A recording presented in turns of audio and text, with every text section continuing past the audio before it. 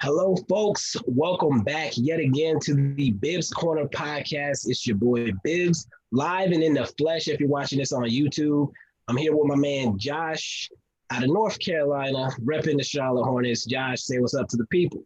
What's up to the people? Okay.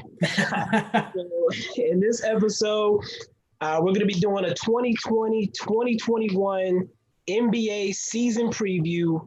We're going to be running through all the predictions. I'm going to make y'all very upset with some of these predictions.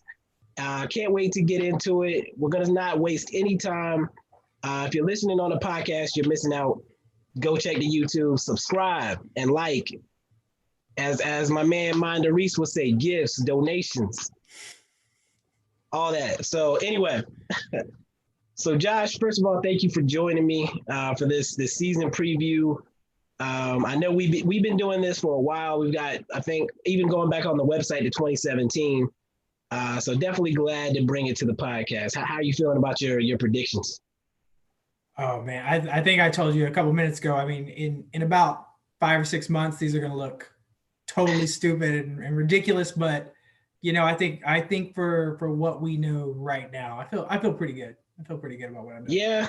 Yeah, it's gonna be an interesting season. We're still waiting on this James Harden situation to resolve itself. Yep. A lot of new faces in new places. The COVID situation, how's that gonna affect teams if somebody has to go out for 12 days? Like, it's gonna be crazy. So with that said, what are you most excited about with this season? NBA offseason always is the best. I mean, there's always so much movement. And so really every season I'm always just so excited to see like you said, new faces and new places, the new duos, Paul and Booker, John Wall and Cousins back together in Houston, even Beal and Westbrook. I mean, KD and Kyrie, got to see that in the preseason a little bit. I mean, all these new team ups, just every year there's something new, and there's new dynamics to see. So I mean, just watching the teams play and seeing who what's different and what's new. Right. God, it's the best, man. It is always the best in any sport, I think. Yeah. Yeah, so it's pretty much the same thing for me. Like, for my Mavs, for example, getting KP back and seeing if he resumes his bubble form where he was doing like 30 and 10 the whole bubble. I think he made like the all bubble team. So You did, yeah. like, if he comes back on that, like, the Mavs are going to be looking real scary out here. My boy Maxi's already looking like he's back. So of course I'm excited about how my Mavs are looking. I think we have a chance to make some noise this year. But then, like you said, all the new tandems, like Drew Holiday is one of my favorite players. Giannis is one of my favorite players. So now they're together. It's going to be interesting with the shortened off season that, these guys haven't really had a ton of time to practice. So you have to wonder how much continuity is going to favor the teams that didn't make a lot of big changes in the early part of the season, and how that maybe impacts the standings on the back half of the year. With that said, you're excited about your team, I'm sure. I'm excited about my team. You're in market, I believe, right? Yeah. And I'm out of market, so it's a little bit less of a situation for me. But, the Fox Sports streaming issue is causing a lot of problems for a lot of fans. How are you navigating that issue? Not well, I'll say. I mean, my tentative plan is to just watch the games after they happen. Whenever they're added to League Pass. I mean, it's not going to be watching to see if they win, but more just to kind of watch how the team plays. Right. I mean, I'm excited for them. I mean, you can see just they look like from the Hornets specifically. I mean, they look like they're having more fun with LaMelo. I think even Miles Bridges posted that he's having fun playing basketball again. And I mean, he's going to be a huge beneficiary with LaMelo on the team, just dishing out crazy assists, man. It looks fun. So like, even if I'm watching those games late, like, it's still going to be interesting to me just to see them and see the level of play I think it's going to be much better than in years past.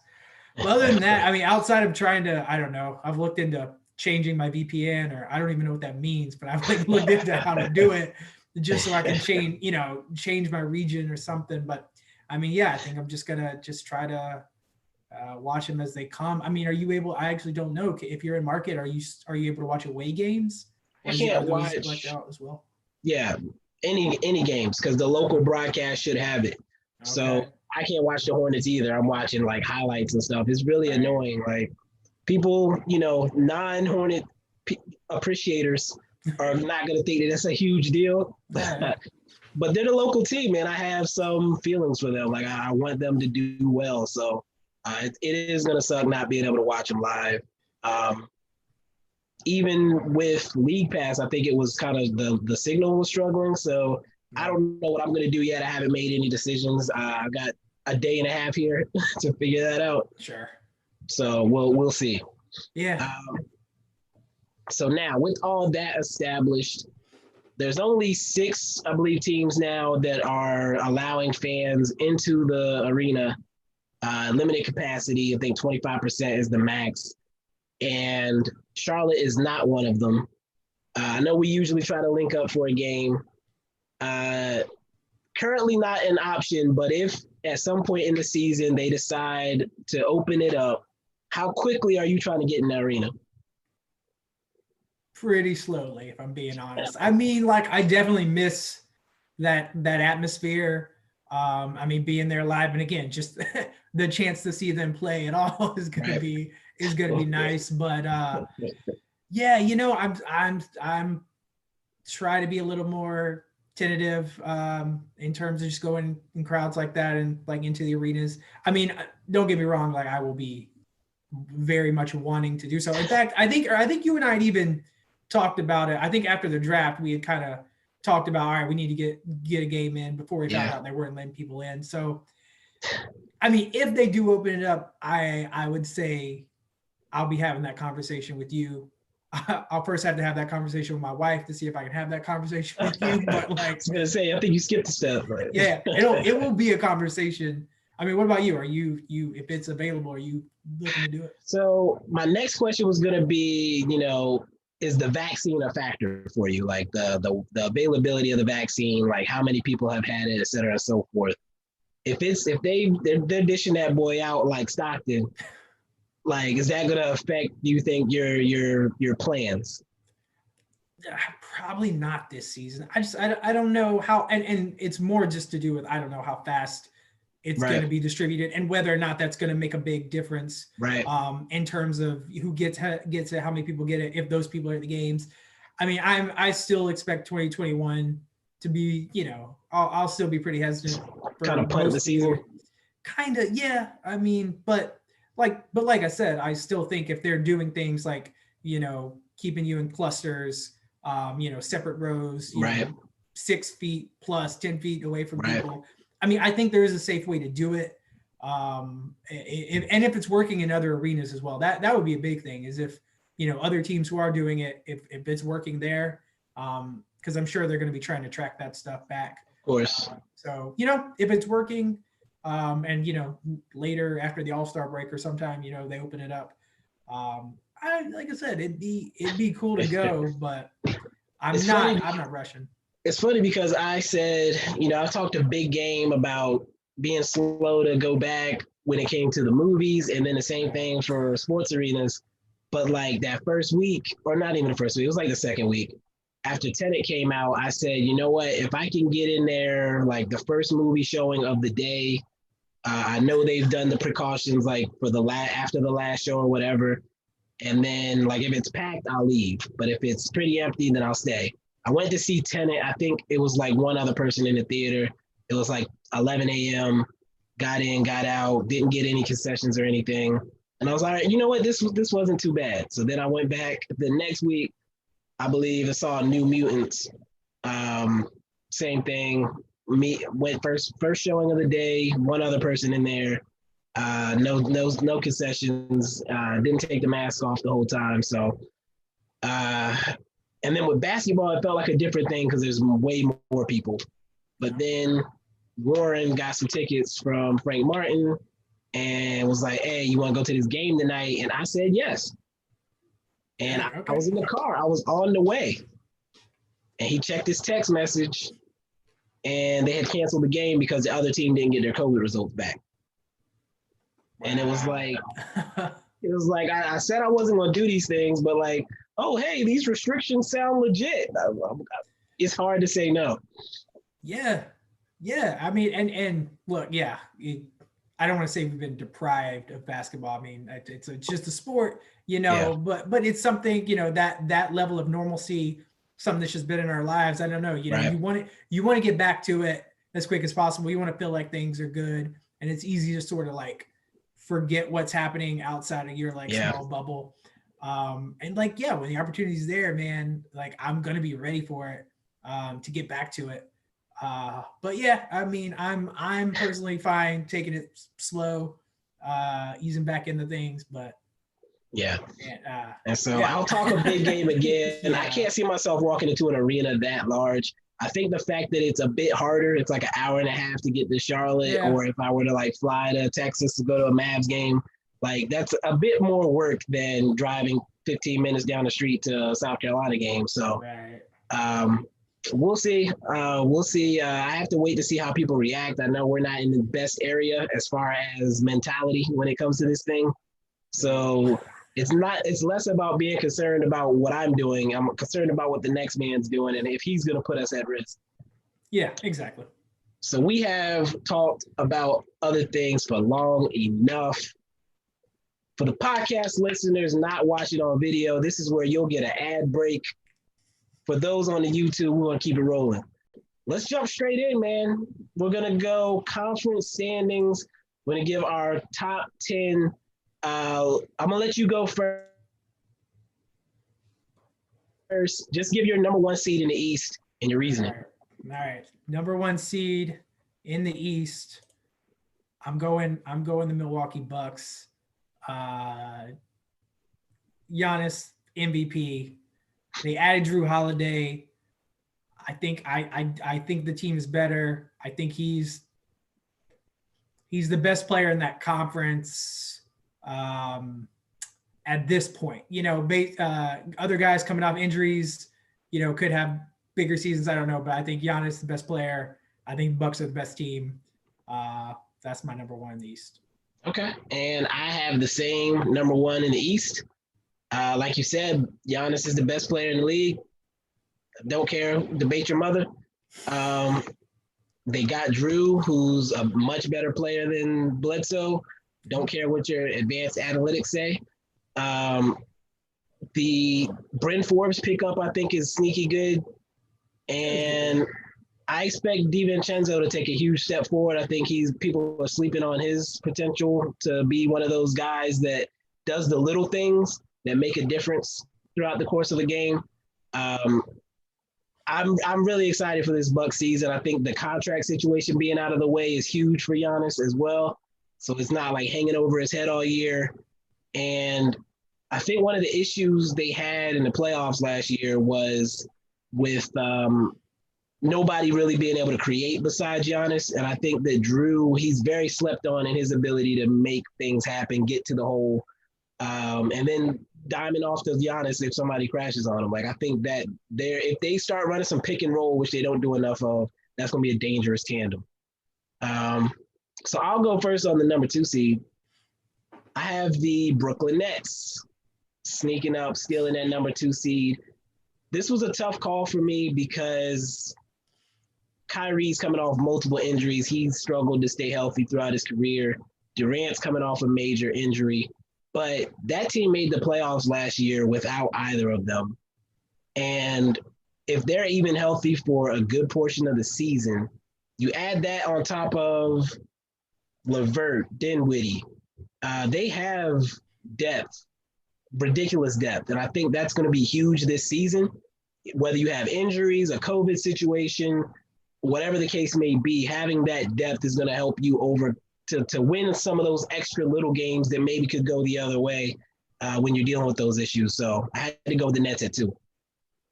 Yeah, sort of opposite of what you said, and something that kind of I think jumps out a lot as I kind of look back through my rankings for everything. Just wanting to see, kind of basing off last year's regular season for my predictions for this season.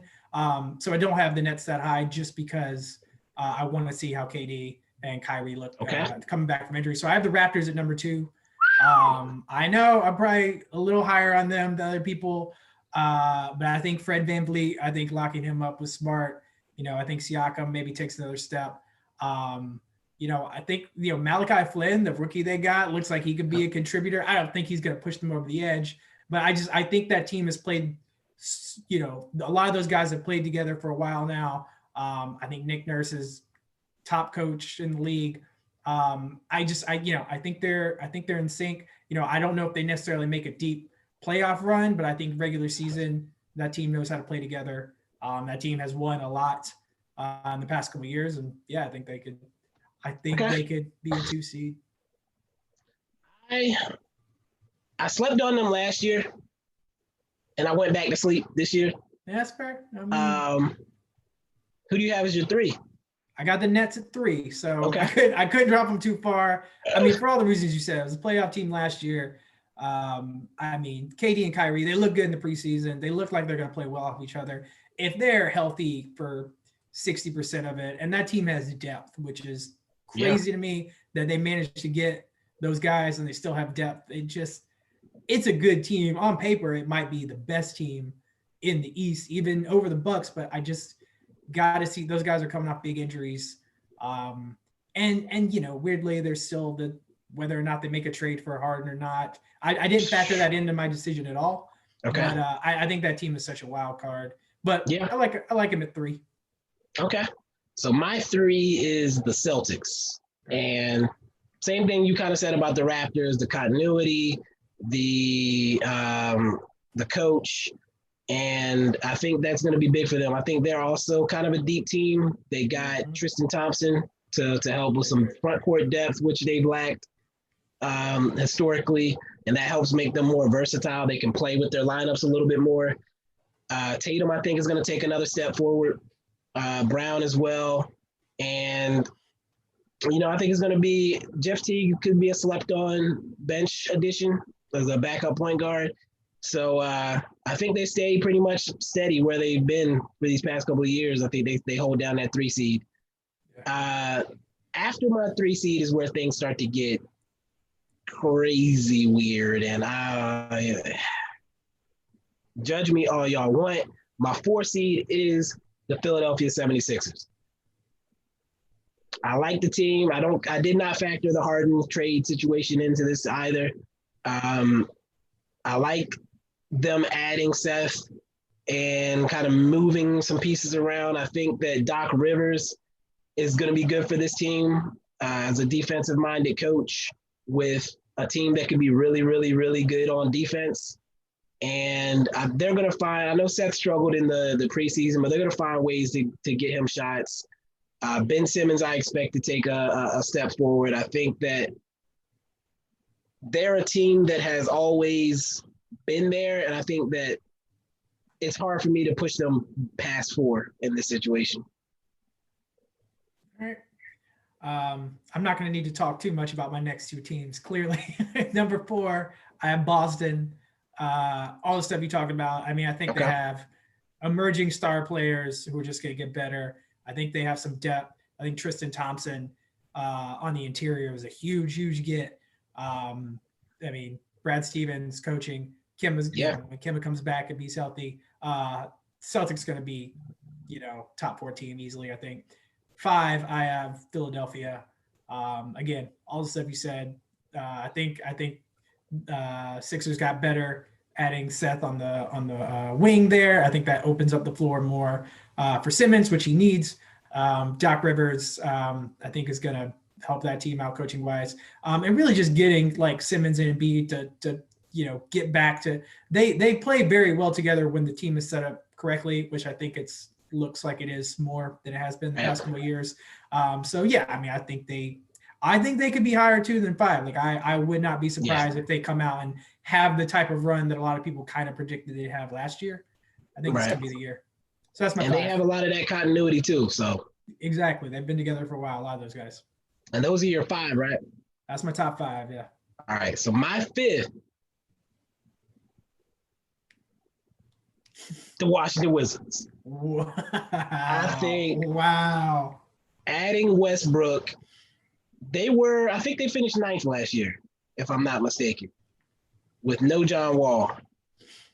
They add Westbrook. I don't care how y'all feel about Westbrook. He is Westbrook. You know what I'm saying? Like, he's going to come out. He's going to play hard every night, go hard to the rim. Him going hard to the rim in a team that has shooters upon the deck. There are shooters everywhere. Snipers, Bertans, Bradley Beal, Thomas Bryant can hit threes. That's your center. So Westbrook being able to run all around, make people crash on him as he's going to the hole. You don't crash on him, he's going. You do crash on him, he's swinging it, and there's shooters literally everywhere. I think that team is going to, I guess, surprise people and do a lot of damage this year. I can see Westbrook and Beal averaging over 30 a game. Westbrook being near a triple-double again. That's going to be a fun team to watch, quite honestly, in my opinion. And I think they're going to make some noise this year. I will say, just to that real quick, I'm not super low on the Wizards, but I think if you look at, you said they were 9th maybe last year. I think if you look at all the teams in their division, all those teams have gotten better. I think the Heat obviously took a big step in the bubble. Yeah. Hornets are going to be much more improved. Atlanta got super deep. Magic might do something. So I don't, yes, the Wizards got better. I think a lot of teams will see a lot also got better. So I'm very interested to see how they look this year for sure. Like, but I love Westbrook personally. So and I love Beal. I think those two guys could be great together. But that's an interesting pick for sure. Okay. And I think so that's 5 for me. Yeah. My last team in a secure seed is the Miami Heat at the number 6 spot. I had trouble. I was scared to put them this low because I felt like that bubble run may have helped them, but I think that was more. They got a team full of ballers, and they don't care what seed they are. They're going to come out there and hoop. But at the same time, as far as the talent and the depth on that team, I'm not a believer in Hero like people seem to be. And Dragic is not getting younger. And it was just hard for me to put them above the rest of these teams. I think it could be tight. That Wizards Heat 5-6 area is probably going to be really close. But I had to give it. I lean towards the Wizards just because I think Westbrook is the best player, and really Beal might be the second best player out of those two teams.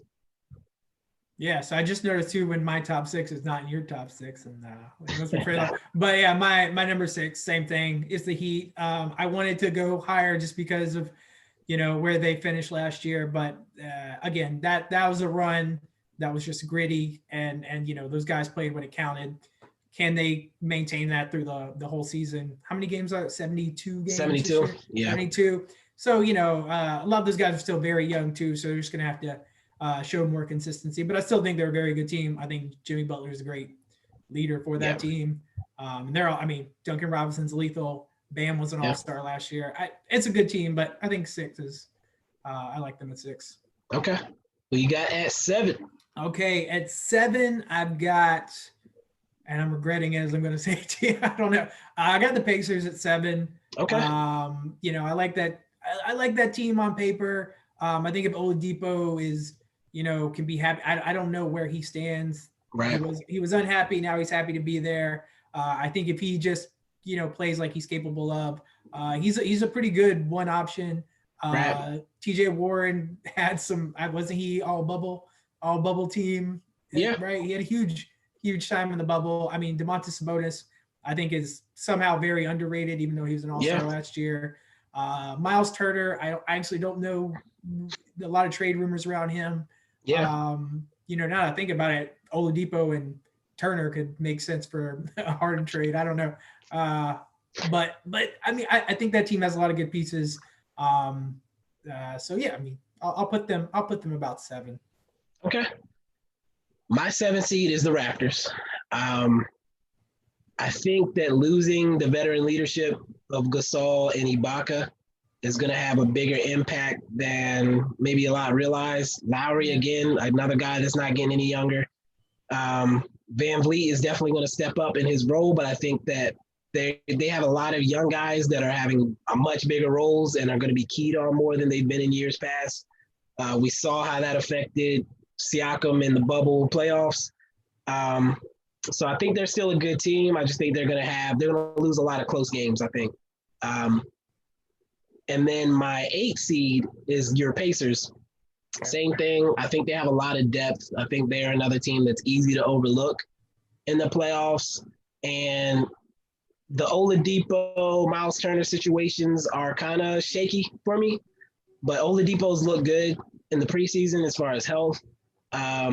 He claims he's happy. So you have to take a man's word for it. Yeah. And then Miles Turner, they tried to deal him. It didn't work out. And, all he can do is show up and work. So, again, they have depth. They have talent at the top. And they have continuity. So those things are going to be key. I think they get into that top 8 realm. So who's your 8? I got the Wizards at 8.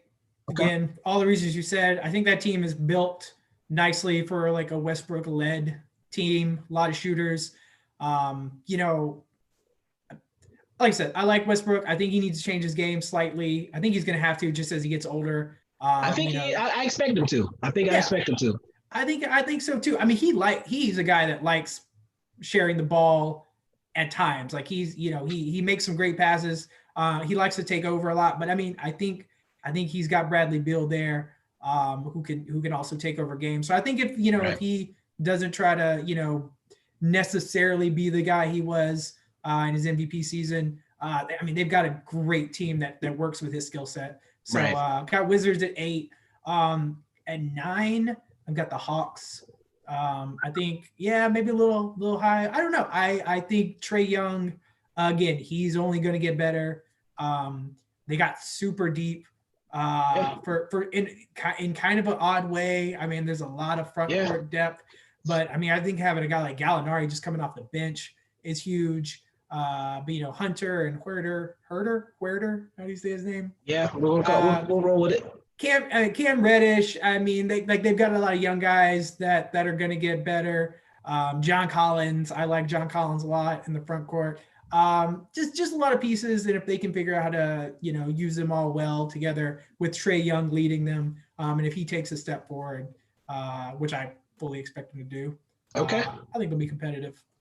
So, quick note on John Collins: he did not sign an extension today, and so that's going to be something that's looming over their heads over the course of the season. That's just a side note. So they were your 8 or 9? That was my 9. Okay. My 9 is the Magic. And I feel like this might be low for them. Aaron Gordon has looked better than he has to me in past years. I love Cole Anthony. Oh, yeah. Fultz just got his extension, so he's comfortable. They're dealing with some major injuries with, what's his name? Jonathan Isaac is going to be out for the whole year. Mo Bamba had some serious COVID side effects, apparently. So we don't know when he's going to come back. But I really love Vucevic. I think he's probably the most underrated player in the league right now. When I was watching their game the other day, apparently he's going to be shooting at least 8 threes a game is what they're mandating from him. So he could have a pretty ridiculous scoring year. I just think that they're deeper. They're deep enough to be in that playoff hunt. I would not be surprised to see them finish higher than 9. And then my 10th team, quite honestly, any of these last 6 teams could get that 10.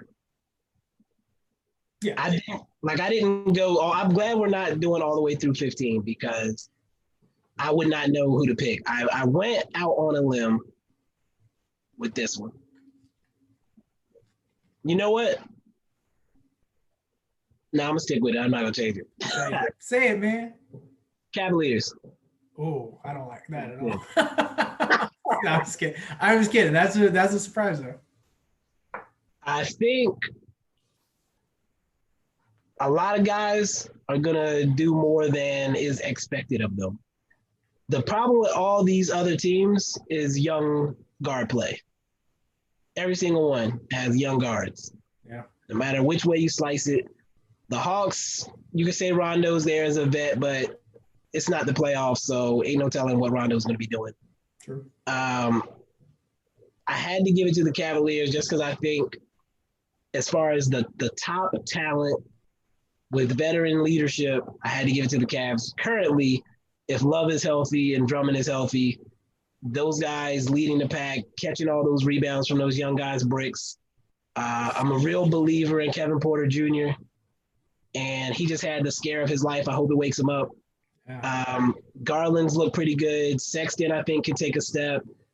Osman is overdue. Okoro looks good. Like, I think they have enough. They have, like, at least two guys at almost every position that can, if one guy's having an off night, the other guy can step up type of thing. So I think they're going to steal a lot of games against those other teams that are in that bottom six.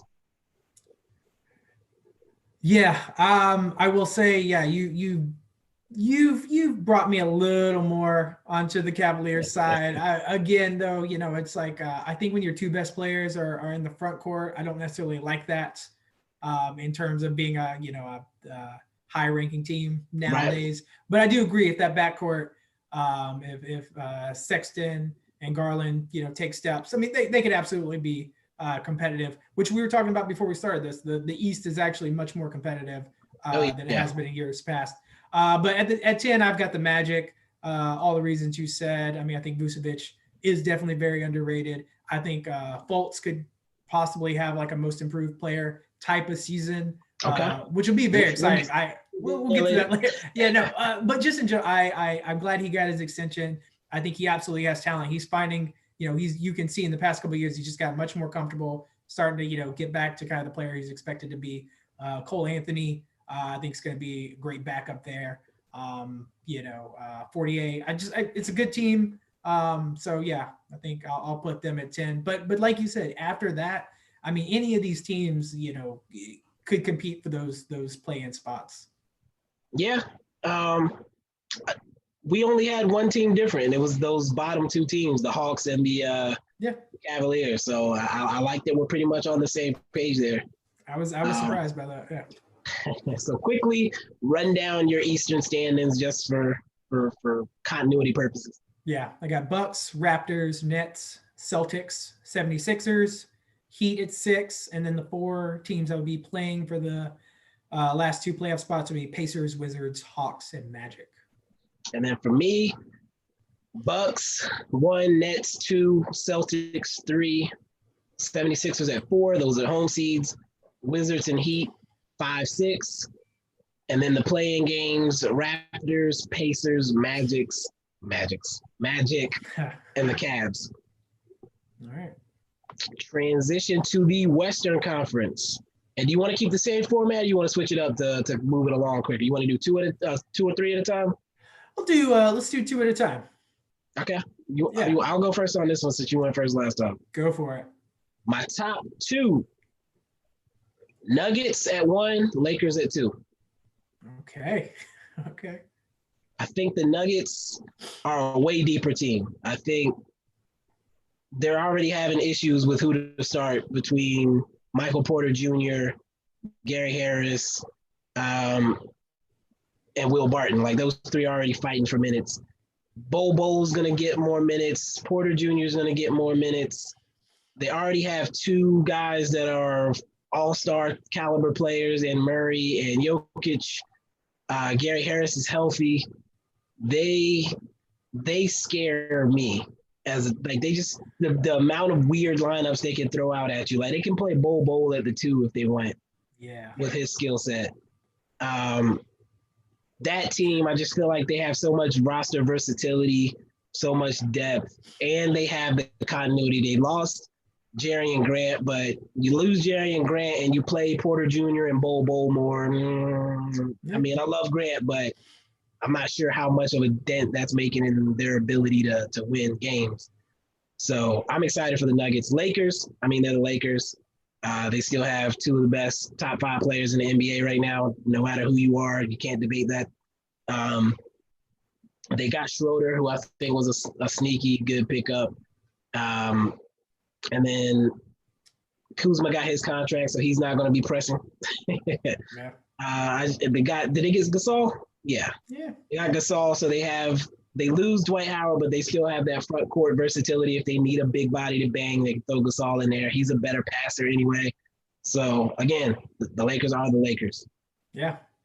I didn't say it for yours, but I'll say it for mine. They Lakers also got Montrezl Harrell, which no comment on Montrezl. I know, but I've got Lakers at 1. I mean, look, I think they're the best team in the league last year. They got better. They got like objectively better until someone dethrones them or LeBron looks his age. I'm gonna put them at 1. And I got Clippers at 2. I think the coaching change should shake things up there a little bit. I don't think Paul George can be possibly as bad as he was in the bubble again this year. I mean, he is too good of a player.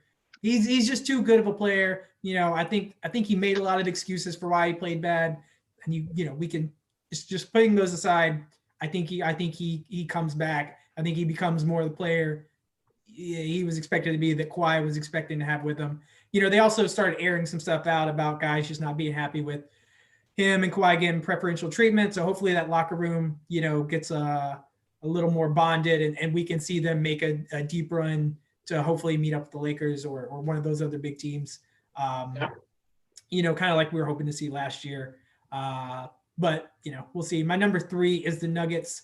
You know, again, you gotta, you know, your analysis definitely makes me rethink having them this low, because I agree they are just weirdly deep at all positions. You know, maybe possible to have too much depth. I mean, you can only play 5 of those guys at a time. You know, Murray just killer in the bubble, but is he going to do it? You know, come regular season, that's huge. And again, kind of going back to what I said about the Cavs earlier, you know, Jokic being your best player, can you really be like dominant, you know, consistently with your best man being a center? We'll see. But yeah, but I mean, Porter Jr., Bol, Will Barton coming back, like you said. I mean, the line. You're right about the lineups. I mean, Bol playing the 2 is insane, insane prospect. But I mean, they're going to be super fun to watch. Easily one of the most exciting teams. Okay, this is one that I think this is my 2017, 2018 Josh coming out. I got Warriors at 4. The who? The Golden State Warriors at 4. Okay. Which is crazy, but I just listen. I think easy to forget how good Steph is. Easy to forget how much he just completely changes the league when he's playing. I think Draymond Green plays much better when he's got those guys. You know, I think Oubre is a great pickup. I think he'll actually do well playing off a guy like Steph. You know, Andrew Wiggins too. You know, I think Steph takes so much pressure off a lot of these guys. They can play better basketball, not as much as expected of them. So you think about Wiggins playing his best, Oubre. I mean, James Wiseman can really develop if, you know, Draymond Green can get back to a defensive player of the year type of guy. I mean, I still think it's a very good team.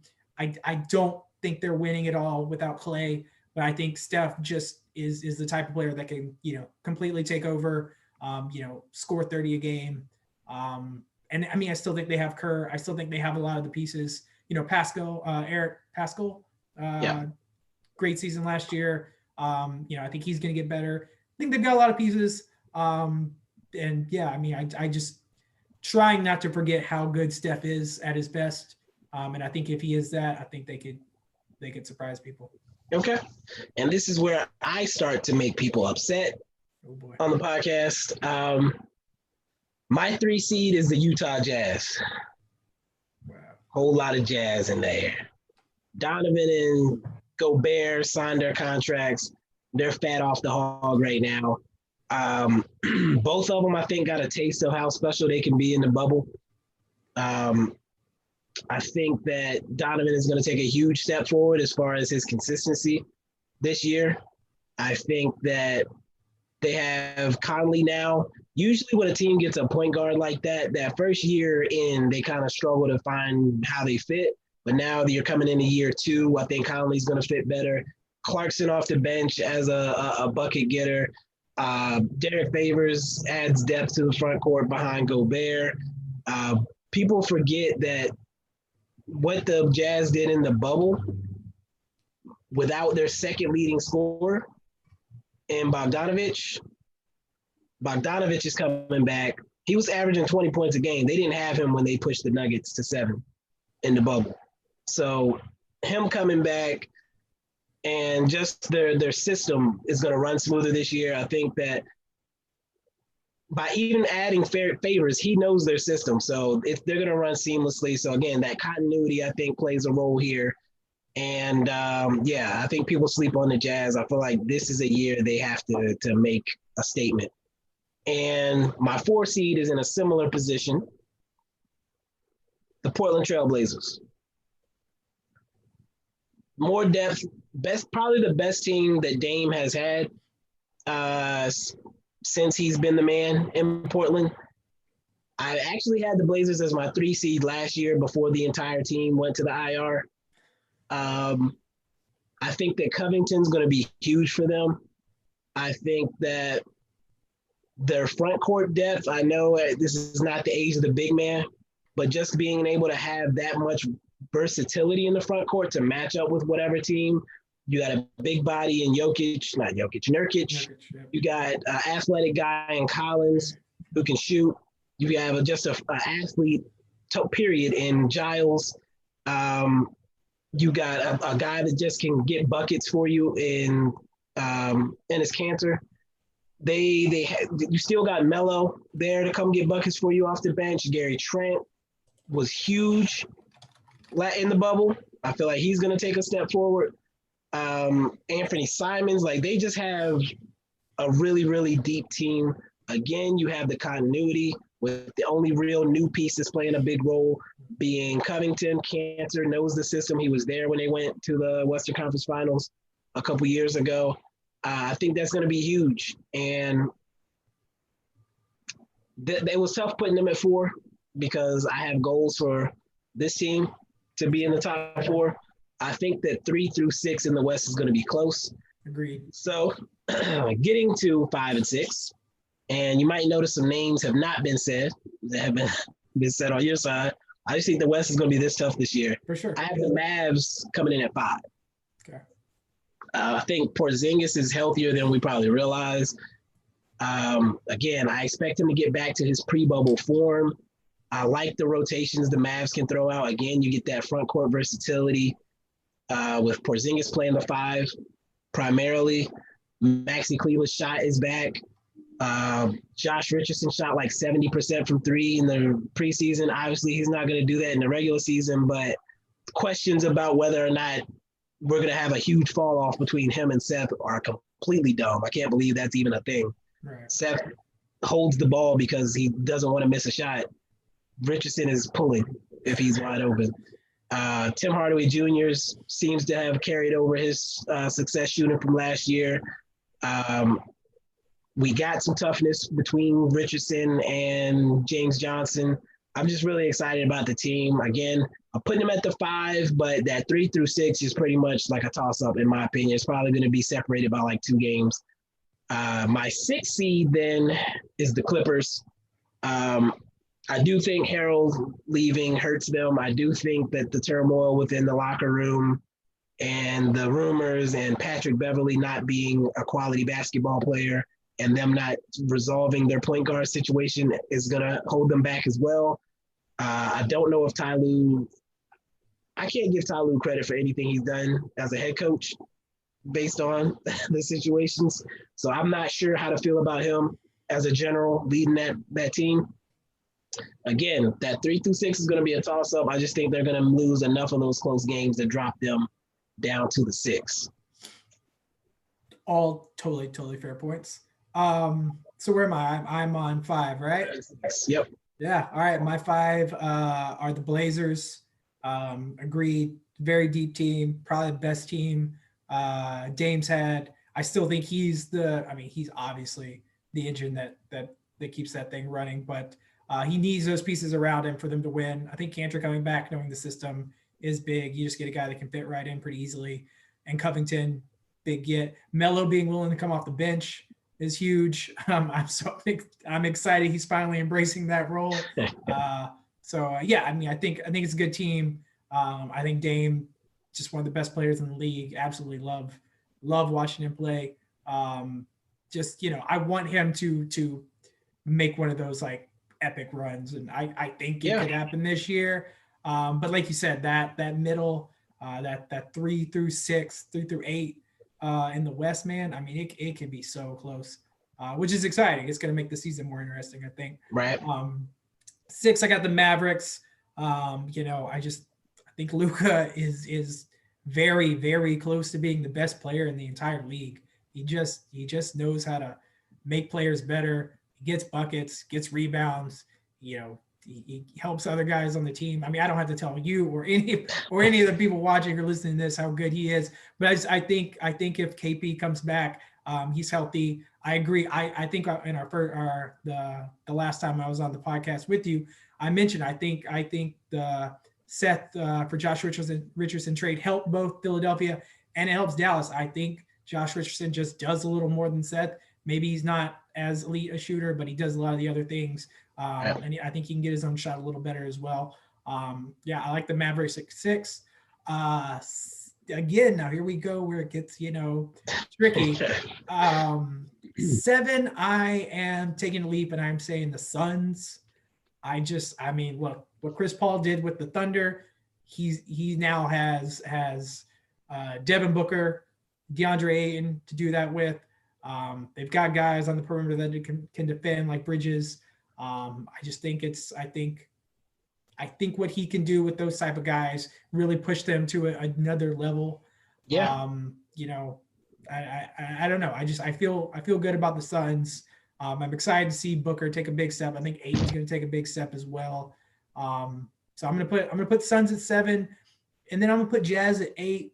I feel like it's pretty low. Like, you brought up some good points. I mean, Donovan Mitchell was crazy in that Nugget series. I think obviously there was a lot of issues with that team last year with kind of Gobert starting the whole COVID thing.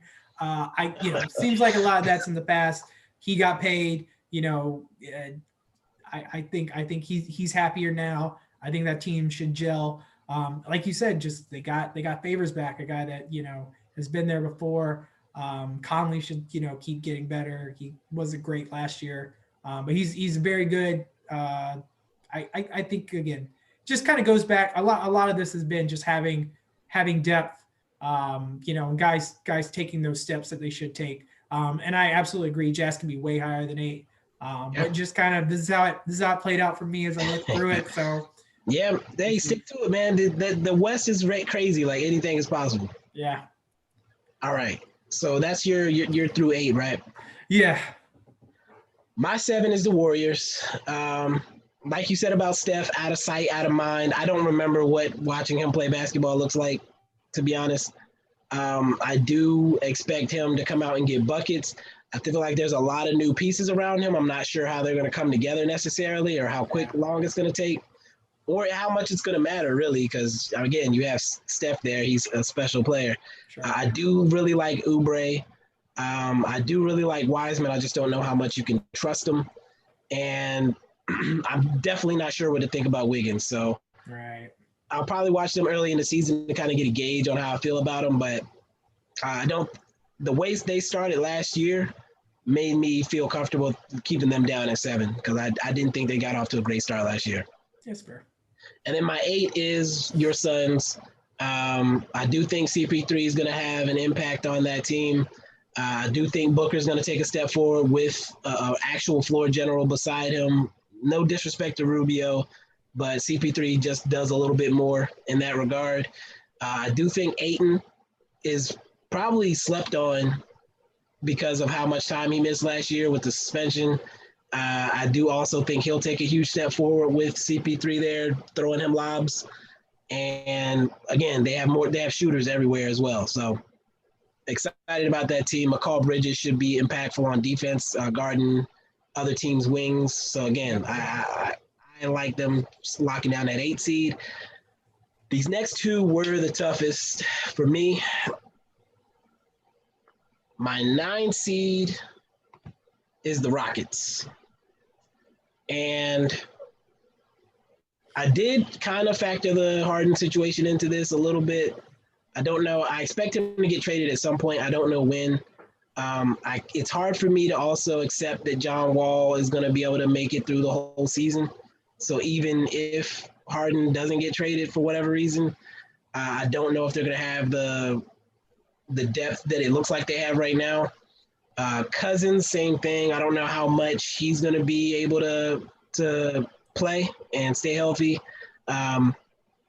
Christian Wood, I really love, but if James Harden is there, how is he going to be utilized? Just a whole lot of moving parts there. So I do think they make the play in, but I couldn't put them higher than 9.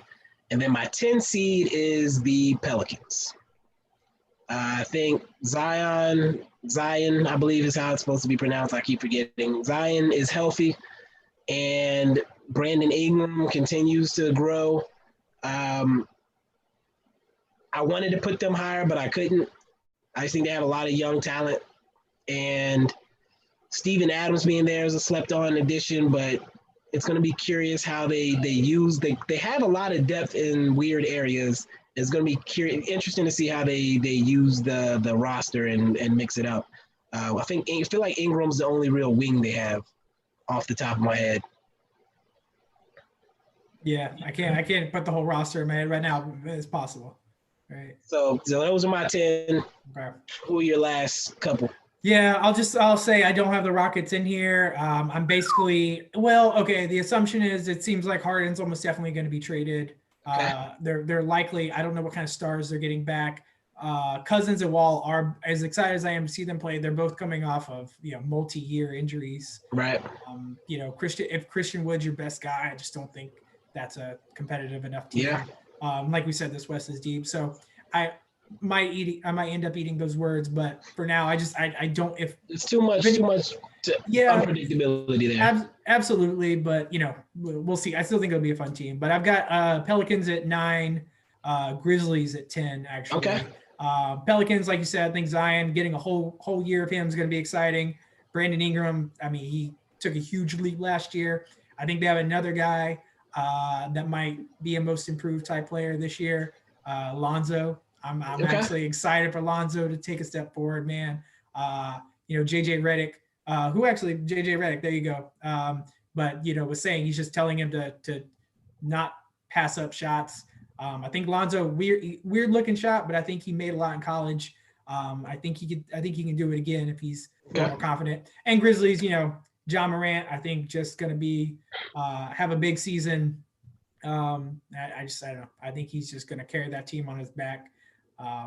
But it was hard for me. They were my 11. I'll say that the Grizzlies were my 11. I think Jaren Jackson Jr. being hurt is what allowed me to keep them out.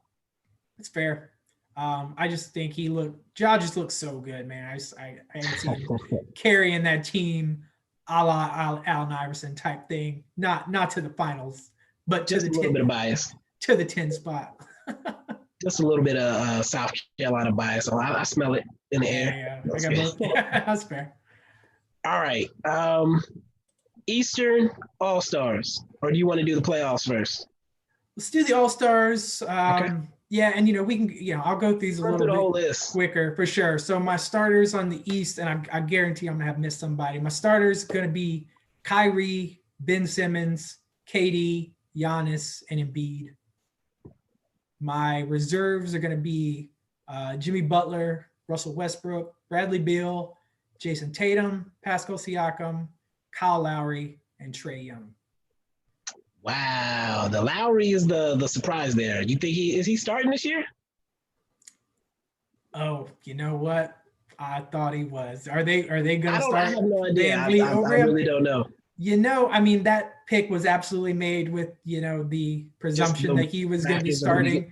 Yeah. I mean, listen. I'm still high on the Raptors, and if Lowry is the starting point guard there. You know, I think he's going to get a lot of the credit for what they do. Again, if that doesn't happen, if he's not. Did you have Siakam?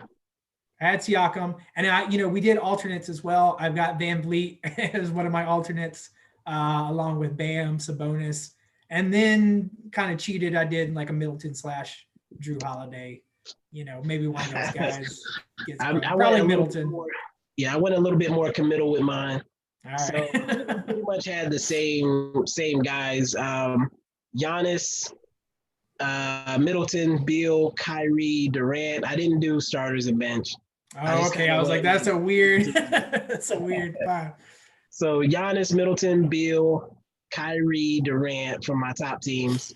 Then Tatum, Simmons, Embiid, Westbrook, Jimmy Butler, Pascal, and Trey. That's the starters and reserves. My alternates were Drew, Oladipo, if he stays healthy, Vucevic, and Van Vliet. A lot of similarities. You know, I think the Lowry pick on my end if I'm wrong by him starting, that's going to look silly. I like Milton there. I like the Vucevic pick in there. I agree that he's one of the most underrated guys in the league, if not the most underrated. He never gets talked about, but he's a stud. Oladipo maybe over Sabonis if he's healthy. If he's back to himself, yeah, like he's going to be the number one option there. You didn't have Bam out of bio. Yeah, when you said Bam, I didn't even think about that. I just put Jimmy Butler in there. But I think Embiid and it depends on how they look at. I don't know if they count Giannis as a center or what. So. Yeah. And also, I told you I kind of cheated on my All-Stars. You can see I'm not very committal, but I put an asterisk and I put James Harden's name at the bottom. If he's traded to the East, I think it's almost a certainty he makes it in some capacity. But unless it's like I forget how it works when it's like right near the deadline. Like I don't know how it works. I was reading reports that after the All-Stars. I don't remember. I don't know what they're doing this year. Yeah, well, they're not doing an actual game anyway, so. Oh, that's true. You're right. So, I don't know. All right, I'll do my West first if you want. Go for it. And this is pretty much kind of is going to be the starters, so we'll do that. West All Stars: Murray, Jokic, AD, LeBron, Luka Doncic, and then bench: Gobert, Donovan Mitchell, because I expect that team to be in the top of the West. Kawhi, Steph, Booker, Zion, and Karl Anthony Towns. Wow. Okay. The cat one was a big one. We were actually, maybe there's one guy we don't. You want my alternates or you want to give yours first? Give me your alternates real quick.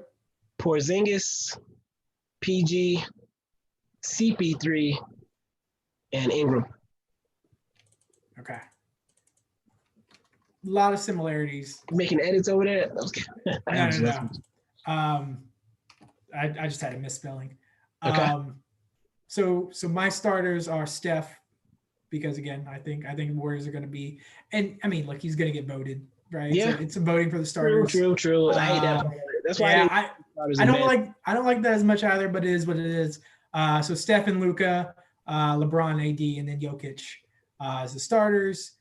Reserves: Kawhi, Dame, Mitchell and Gobert, Jamal Murray, Booker, and then I got Zion as well. I think getting to see him for a whole season, I think he's just about to take a huge leap. I'm an idiot. Who'd you forget? Dame.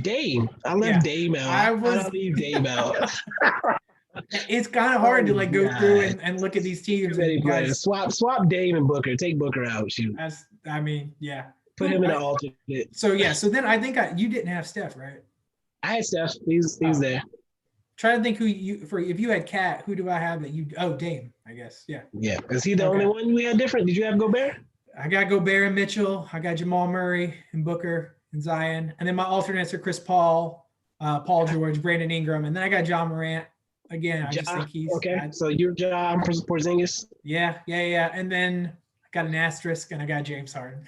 Man, look, look, the guy is going to be an all-star. I just don't know what team, what conference, who knows where he's going to be, man. I'll allow it. I'll allow it. But I think a lot of similarities there on both of those lists, actually. Yeah, I'm surprised actually that they were that similar. Me too. Really had one different, technically.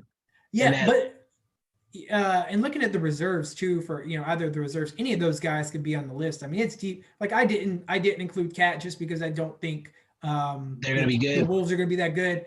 But I mean, Russell too. Russell was an all-star 2 years ago. I mean, there's a lot of talent in both conferences. So I mean, guys are gonna get left out, but and the talent's starting to get a little more spread out again. It's not as clustered as it used to be, which is exciting. I feel like we're getting a lot of teams. So yeah, I mean, that's, I think it's going to be very interesting, but I think we're probably going to be pretty close in our, guesses there. I mean, especially with the alternates, I think that kind of covers the loose ends sort of. For sure. Yeah, absolutely. So all rookie or playoffs? Yeah, so we're not going to do all NBA. We can jump to all rookie, and then we'll end with the playoffs. And then the awards after that? Sure. I'm down with that. All right, so are we doing all rookie first? Or do your first team, and then I'll do my first team. All right, man. I'll disclaimer, like I didn't watch as much preseason as I would have liked. So a lot of this, I probably didn't see these guys enough. Yeah, I'm eating on the video. No, yeah, I'm over here trying to not breathe heavily, just eating snacks. First team, I'm gonna say LaMelo, Tyrese Maxey, Devin Vassell. I'm gonna say Obi Toppin, and then I'm gonna say Bol. I think he's technically a center, so I'm gonna say Bol there. Okay. My first team, I have Wiseman because the Warriors have said that he's probably going to start at some point. LaMelo because I expect him to get a lot of playing time and a lot of hype. This was a tough one, but I put Cole Anthony there because even though he's going to be coming off the bench, he's looking like he might be a steady 12 to 15 point. He looked very 6-7 assist guy. I did see 2 of his games. Obviously, he played the Warriors. He looks good. Okay. So Fultz got his contract, but Cole Anthony is right on his cheeks. And he just looks like a vet already. Like he just looks like he's ready to go. So I'm excited for him. Obi Toppin's going to get plenty of opportunity in New York to put up empty stats. Denny Avdija is my sleeper to make that team. I think he's going to be like a good Swiss Army knife on that team. They've made comments to make it sound like he might get to start also. So, and he was actually shooting better than I expected to see him shooting as well. I think he's going to be, again, one of those glue type guys that puts up a lot of stuff in a lot of different categories. Even if he doesn't have like the overall scoring, I think his rebound, assists, steal, blocks are going to make up for that. And the Wizards overperforming people's expectations is going to play into him getting attention. And I can do my next 5 if you want. Go for it. Anthony Edwards. It was hard. I had a hard time choosing whether or not I was going to put him there because I don't expect him to be starting this year. But I think he's talented enough. He's going to make enough noise to where his stats will speak for themselves. He locked up Luka. Locked him up. Shut him down. Well, Fat Luka just wasn't ready for a rookie to be as strong as him, right? Is that Fat Luka? Is that what you said? Thick Luka with 2 C's.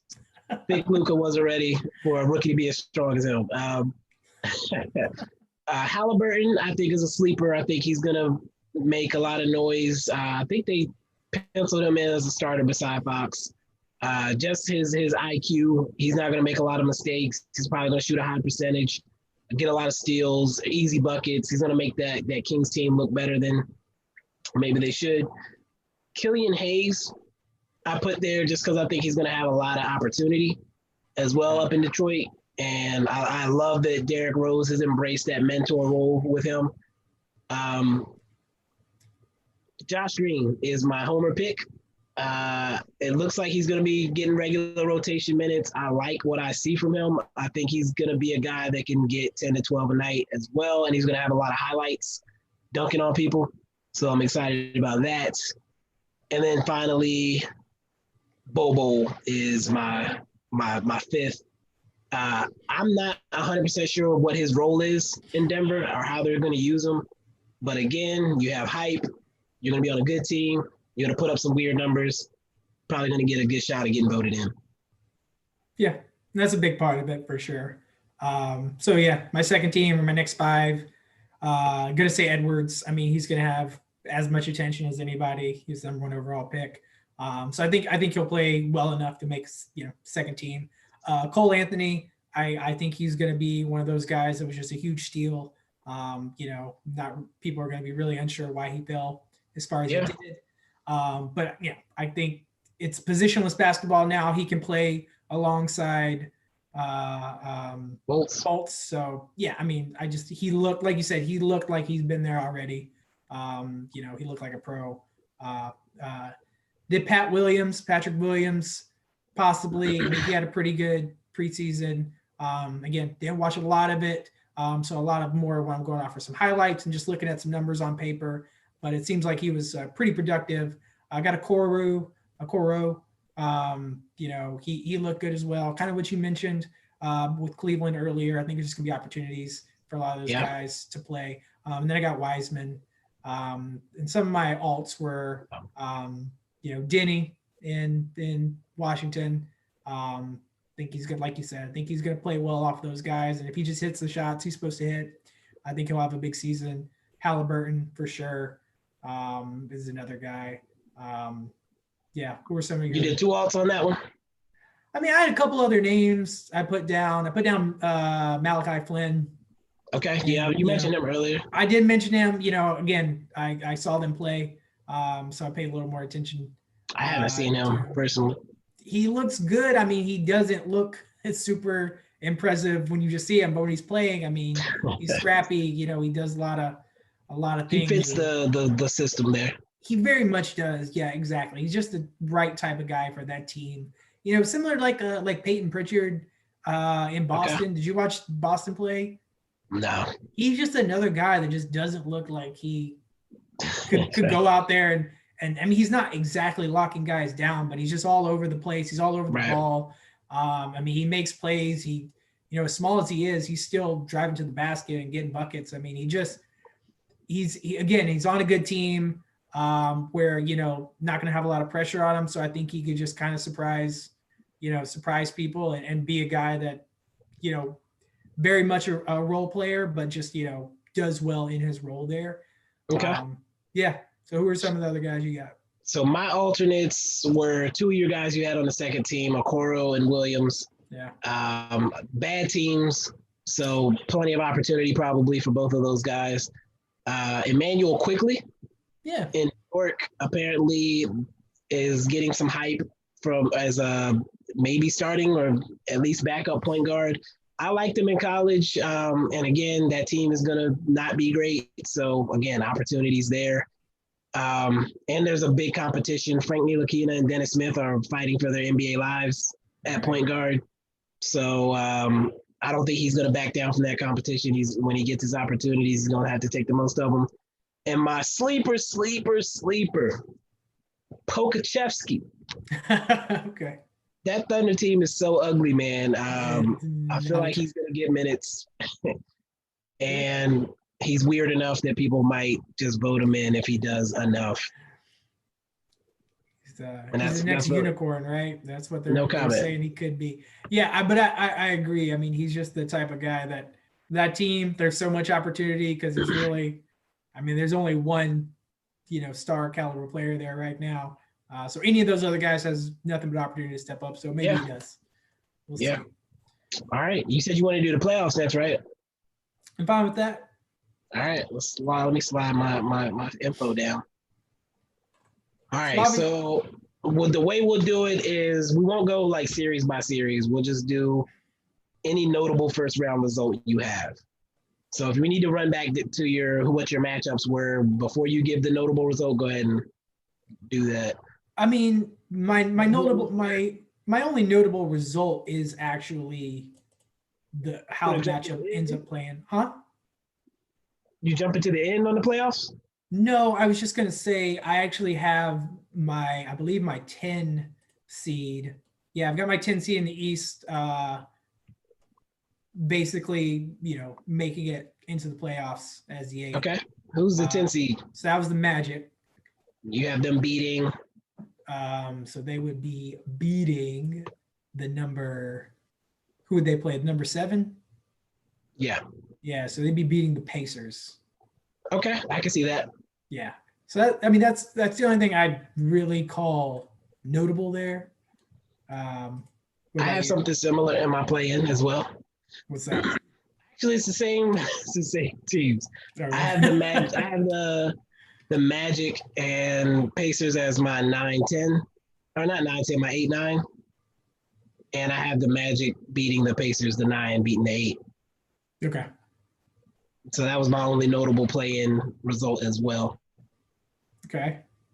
My only notable first round result, I expect pretty much chalk in both conferences. My only notable playoff result that is worth talking about is I do have that 4-5 game in the West, Blazers Mavs.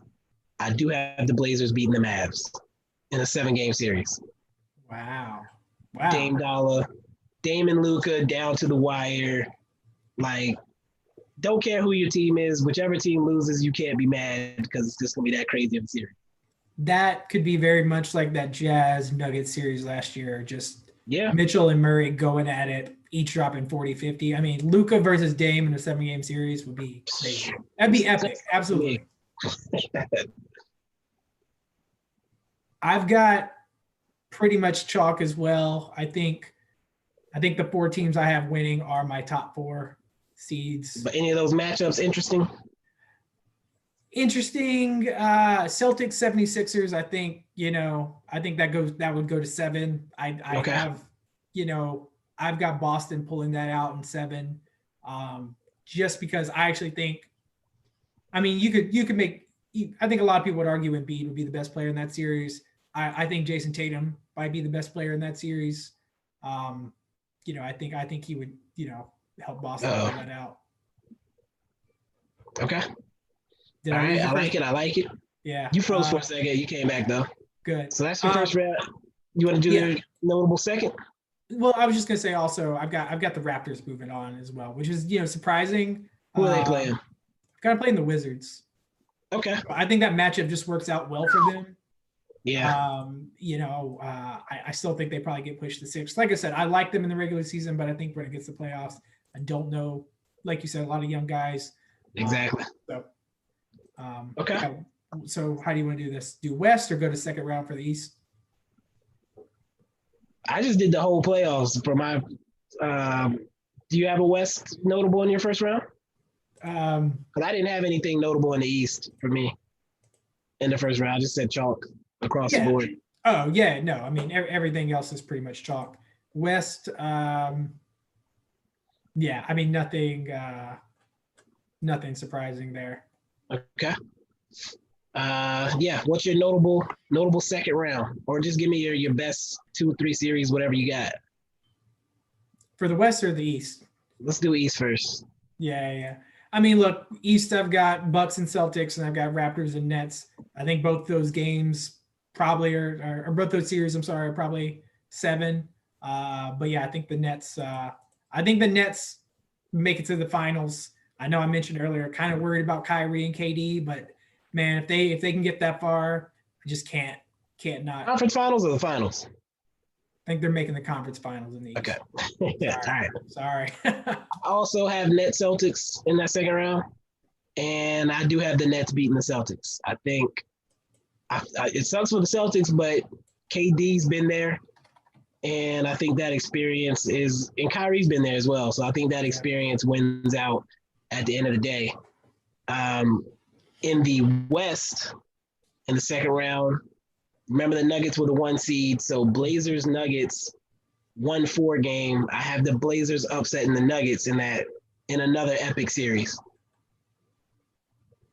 All right, that'd be exciting. I'll let you. You got any more notable? I can go to my next one if not. Go to your next.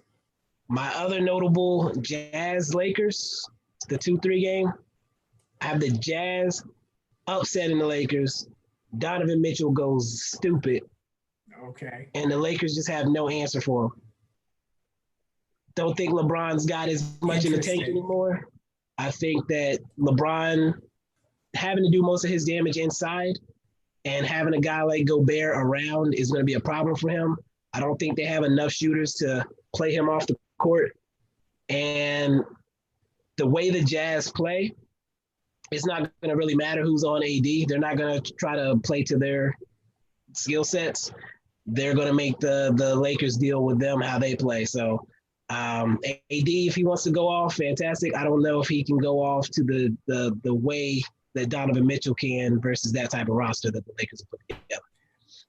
I will say people have been saying LeBron was going to fall off for like the past 5 years now. And the man just keeps going. I just like fall off, but even in that bubble playoff, I noticed he was getting tired at the end of games, and they were not challenged as much as I expect them to be challenged in this series. That's fair. If they are challenged, yeah. But I do think I think they got some pieces. I think it'll be six or seven.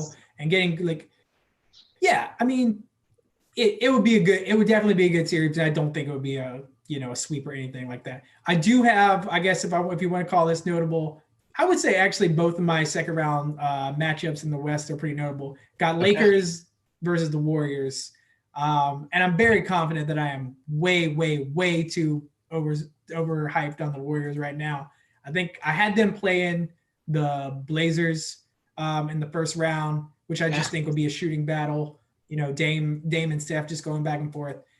Again, the Warriors. I'm not a Warriors. Yeah, I'm not even a Warriors fan. I just think what Steph does, I just think he can outscore anyone. And again, if they're getting down there, Kerr's been there. That team, very different team. So again, I'm already regretting that choice. But I do think it would be very interesting to have the Warriors playing the Lakers. That would be a totally different LeBron versus Steph matchup. I don't even think it'd be that exciting of a series necessarily. But you do expect the Lakers to go ahead and close that out pretty easily? I do, yeah.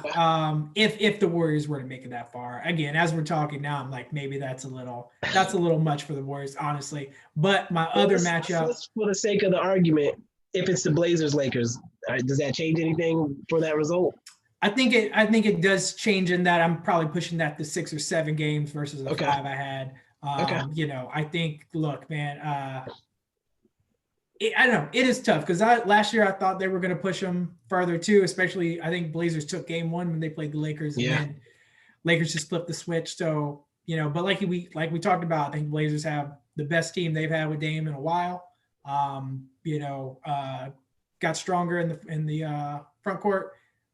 So, maybe that helps them go against the Lakers bigs.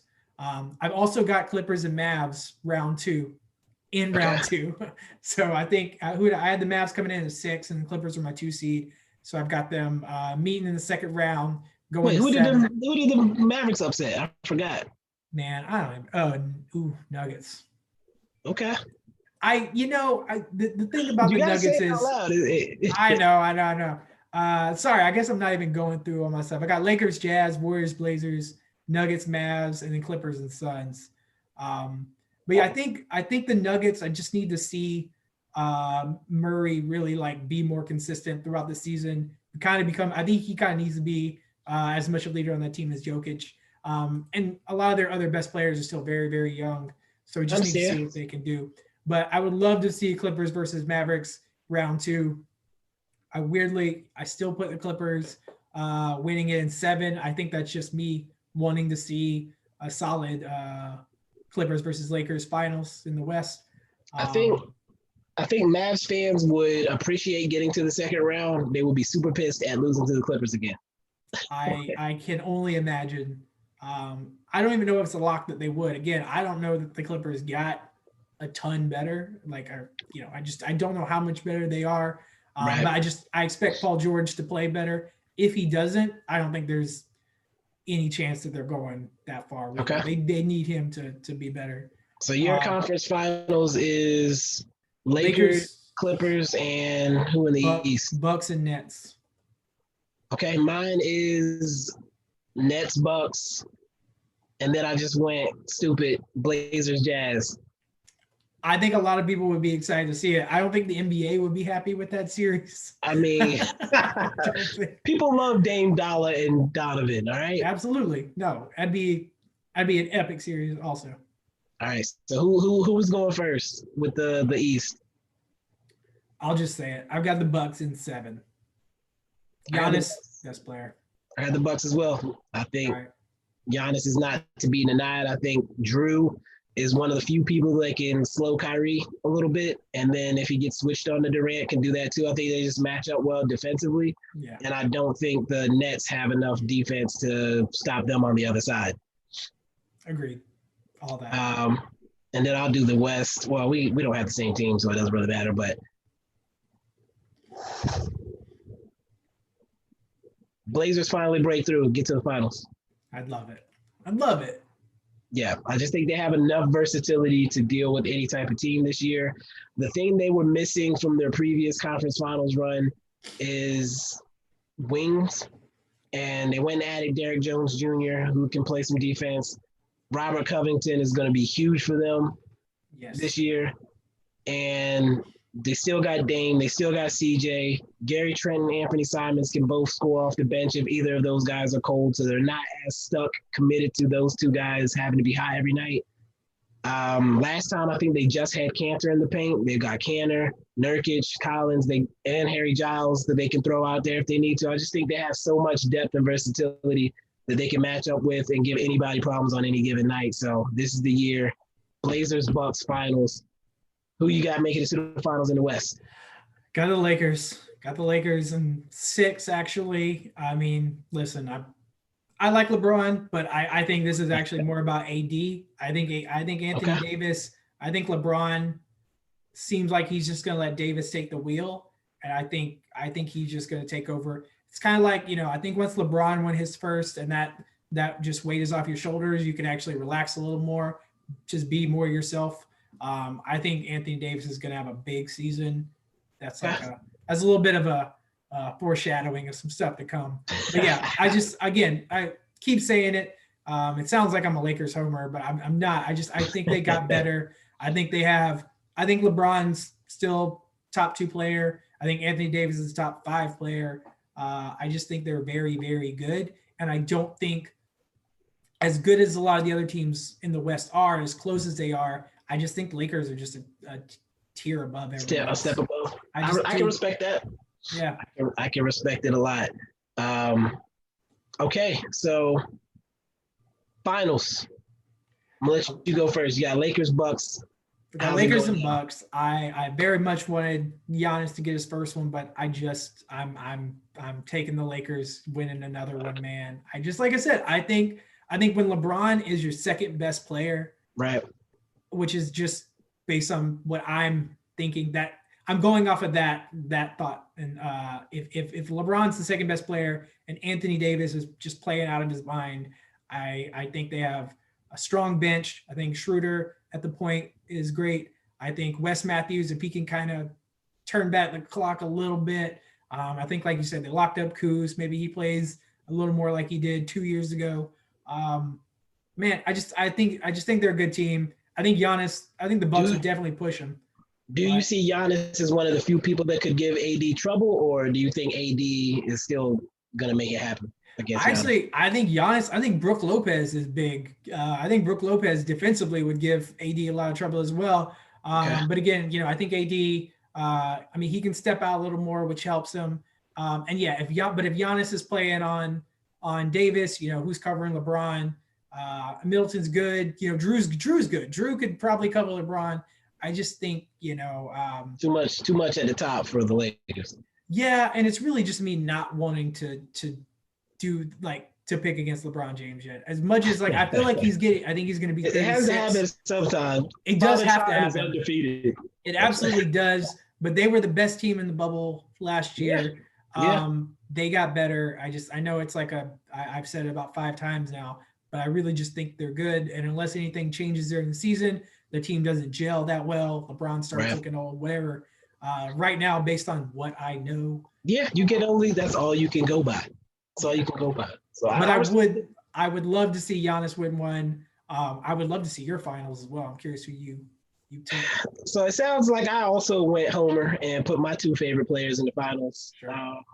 I've done this before successfully. So, 2012, my Super Bowl pick at the beginning of the year was Ravens 49ers because those were my two teams.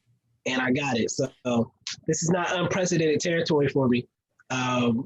Blazers Bucks in the final. Historically, people always bring up Drew Holiday locking down Dame in the playoffs a few years ago. I think that Dame has come a long way as a player since then. And he's the type of guy who would embrace the hell out of that matchup and come out there with something to prove.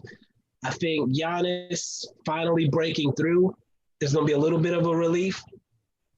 And I feel like that Blazers team has enough things to throw at him to cause problems and start making that doubt seep back in there. Yeah. I picked the Blazers in 6 because of the depth, the versatility of that front court. Like they can put Nurk out there to cause problems in the paint. They can put Covington on Giannis full time, Gary Trent on Drew if they need to, or Middleton. Like I just think they have enough weird weapons that they can throw out and mix up and just give. Terry Stotts is a Rick Carlisle disciple. He knows how to mess with the other team and throw a zone out there every now and then to mess with them, to get into Giannis's head and just win the game with his veteran leaders for going out firing. I need Dame to break through. I feel like he's got a very tight window to get it done before Luka takes over the West. So I think this is the year they finally put it together. They stay healthy. They get it done. And then everybody can shut up about Dame forever. Giannis gets to the finals. Everybody can shut up about him not being able to win with Milwaukee. And then the following year is when things start to get interesting for Giannis. But now I'm getting ahead of myself. Sure. Way ahead of yourself, man. All right. So that's that. Blazers. I like it. I mean, if that is the matchup, I can absolutely see it happening. Yeah. So yeah, the key thing here, like you said, is figuring out how LeBron gets eliminated. And I had to give it to the Jazz to be weird. I feel like they've been through enough trials and tribulations that they can get it done. Shall we hit these end of year awards? Let's do the end of the year. We're close awards. to an hour and a half on time. We're not doing too bad. All right. I was worried. I was trying to keep it under 2. Okay, good. Coach of the year? Mike Malone. Mike Malone. I think Mike Malone again. I don't think I weirdly wasn't as high as on the Nuggets as you, but I still think they're going to be very, very good. Right. Yeah. Who's your alternates? Ty Lue and Steve Nash, and that's for name recognition and just, I mean, again, is Ty Lue the second or third best coach in the league? I don't know, but I mean, if that team looks better than they did last year, yeah, I think he'll get a lot of credit. Same with Steve Nash. I mean, Steve Kerr took over that Warriors team, and was he the best coach in the league at the time? I don't know, but when the team outperforms, previous year, right, by that dramatic of a leap, exactly, somebody has to be rewarded. Yeah, and both of those coaches are very well liked by the players, which I think goes a long way in terms of those guys playing for the coaches. So, okay. Yeah, who are your alts? My alts are Nash, same reason. Yeah. Nets going to take a huge leap. Somebody's got to get credited for it. And Snyder, because, of course, I had the Jazz finishing, I think, as the 3. So Snyder and Nash are my alts. 6th man of the year was a little tricky. Again, Nets overperformed. Somebody's got to get rewarded. I went LeVert as my 6th man of the year. I like that. What you got?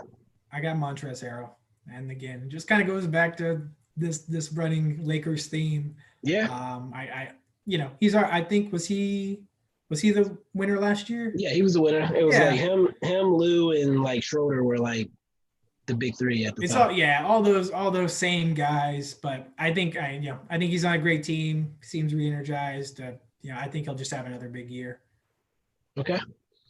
My alternate, who are your Go alternates? ahead. I was gonna tell you to do your alts. Oh, okay. I got Danilo Gallinari. Probably not likely to happen since that team's not going to do.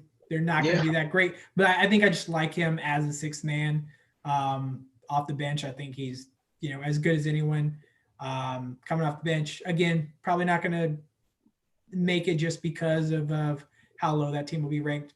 And this next one is probably a little more of a hype pick, but I think he'll get more attention than he did last year. Tyler Herro. I mean, again, he's a little more beloved and probably overhyped than he maybe should be. He has a song, so he does have a song. Yes, happened very quickly. But again, I mean, he's going to get attention if he's even kind of close to what he was in the bubble. I mean, I think he'll have an argument for it. Okay, my alts are a homer pick, Maxi Kleber. Okay. I think that if the Mavericks, I didn't pick them to be as high as they can potentially finish. I think if they finish high, he's going to be a big reason why, especially during the time when KP's either resting or the time period where he's out. He has looked like the third or so best player on the team right now.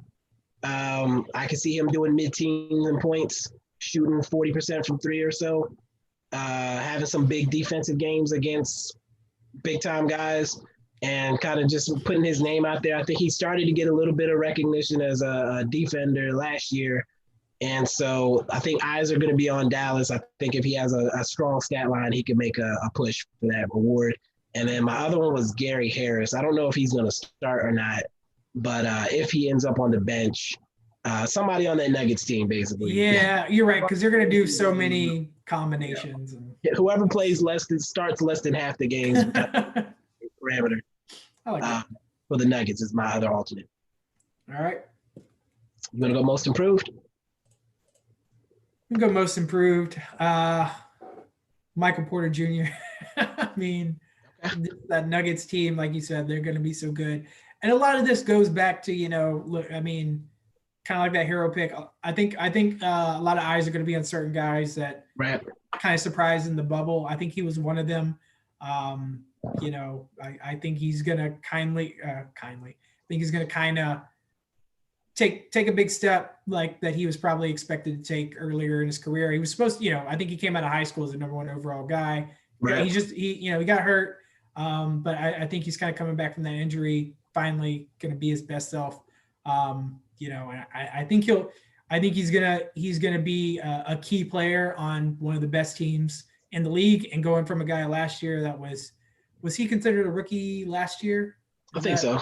Yeah. So, I mean, if he's a big contributor, like a number 3 option even, which I think he's capable of being on that team, I think he'll have a. So you made me think of something, because I know he had like a big performance in the bubble. I know that they didn't count those stats towards awards for the regular season. Or they didn't count that towards awards for the regular season. Or they might have, but I mean, I don't know if I feel like those stats are somehow kept out if they include those stats in there this year, some totals based. Hold on. Oh, are you saying, is he going to? His averages for last year. I don't even know if they just are going to. His ability to leap. I see. But that was such a small sample size. I mean, it was a lot of it was postseason play, which doesn't. Yeah, true. And again, I don't know if numbers necessarily count. It's really just a lot of it, I think, can just be eye test. I mean, yes, the numbers are going to be a big part, but I mean, he wasn't doing that for much of the season. He played great. I don't remember if he was contributing at all pre-bubble. Like, I feel like he didn't really burst on the scene until the bubble. I didn't hear his name very much. So I think he was playing the game versus like 15 in the bubble is going to impact things. But you're right; it was a small sample size, so it probably won't hurt him too much. Yeah. My most improved, similar situation, similar position, Rui Hachimura. I think that the Wizards overperforming expectations and him being a starter on that team being a huge beneficiary of Westbrook's missed layups, and just catching off of his dump offs, things like that. He looked so much stronger in the preseason game I watched of the Wizards. He was aggressive on the boards. I think he dunked on KD on one play and like got in his face. Like I didn't expect that from Rui. I'm a huge fan of his, so I'm excited to see him take a leap this year on a playoff team. Okay. And then my alternates are Kobe White, because I think he's going to get mad buckets in Chicago, whether or not they win. I think the buckets are going to be gotten. And then Lou Dort, Oklahoma City Thunder. Again, I think they're going to be straight buns, but I think he, like you said, made some noise in the bubble, and I think he's going to start on that OKC team, and somebody has to score points. So I went Gilgeous-Alexander, actually. I mean, okay. I know he had a good season, but he is the clear-cut number one guy there right now. So I think he can put up big numbers. I don't know if they necessarily, win majority of their games, but I think if he's the best player, I think he's going to put up some big stat lines because someone's got to score. Lonzo Ball, it's kind of more of a hope pick. I like Lonzo. I think he could very easily be like the number 3 option there, and make a really big, like a really good young core with him and Zion and Brandon Ingram. Whether or not he does it, he needs to be more aggressive. He needs to be more confident. I think he can do it. We'll see if he does or not. I'm just trying to think of any other guys. I mean, I liked your Kobe White pick. I definitely think Kobe White's a guy that can definitely make a big leap. A name came to my mind a second ago as you were talking, but I can't remember who it was. As I was talking about who? I can't remember. I think it was right before you said Rui. But I mean, that's another thing that's just so exciting that there's gonna like Devontae last year. I didn't expect Devontae to be anywhere near what he was. Some guys just gonna make that surprise leap. Bam being an all-star. So it'll just be exciting to see who that guy is that kind of breaks out. Okay. Yeah. I went first on most improved, didn't I? Or did you? You did. Okay, so rookie. What you got? I'm giving it to LaMelo. I know that definitely feels like a home pick, but I just think he's got the star power, and I think he's going to put up some big assist numbers. It's a scoring that's going to be interesting. Like I think he's going to get a lot of rebounds. I think he's going to get a lot of assists. If his scoring just improves over the course of the season, I mean, I think he's the type of guy that people are going to be paying a lot of attention to. Yeah. And I think if we look better than we did last year, he'll get much of the credit, deservedly probably. I think I predicted he'll have an MCW type rookie year. Which, maybe not as big of numbers, but similar stat line. I just hope he does not immediately disappear after his rookie year like MCW. Another guy that I expect to have a similar stat line and who I know is going to have a bigger role probably on his team earlier in the season is Denny Avdia, who I have as my rookie of the year. Again, a lot of attention in Washington because I expect them to overperform expectations. They're talking about him potentially starting on that lineup. So again, I think he's going to be a Swiss Army knife type guy out there with Westbrook and Beal. That's assist city with shooters as well.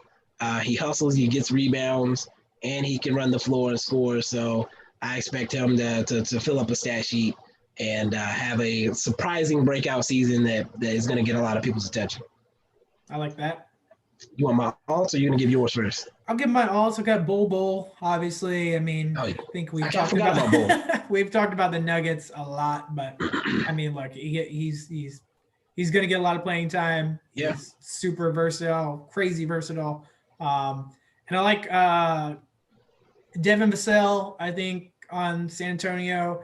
And Cole Anthony is another guy I think could make a run. Again, him being less of him not being a starter probably might hurt him for rookie of the year. Like I said, I think he can make an all rookie team. But I think if he gets enough playing time, I think he can definitely surprise people.